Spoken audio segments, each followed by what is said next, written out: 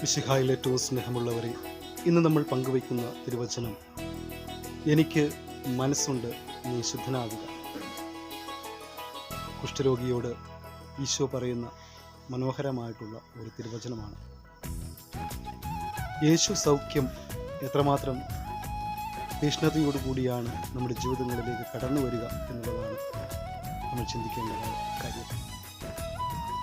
കുഷ്ഠരോഗി പറയുകയാണ്, നിനക്ക് മനസ്സുണ്ടെങ്കിൽ എന്നെ ശുദ്ധനാക്കാനായിട്ട് സാധിക്കും.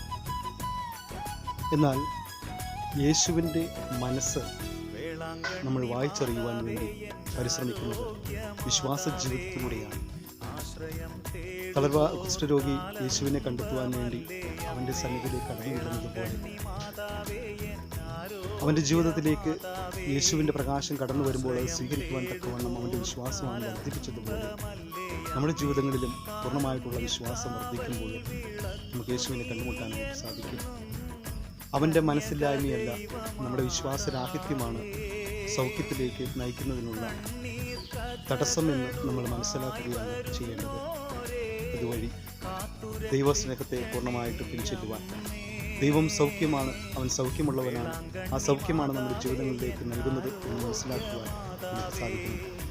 ആ ഒരു വിശ്വാസത്തിൽ വളരുവാൻ, ദൈവിക കൃപയിൽ ആശ്രയിച്ചുകൊണ്ട് വളരുവാൻ, അവിടുത്തെ കൃപ നമ്മളെ സമ്പന്നരാക്കും എന്നുള്ള യാഥാർത്ഥ്യത്തോടുകൂടി ജീവിക്കുവാൻ നമുക്ക് പരിശ്രമിക്കാം.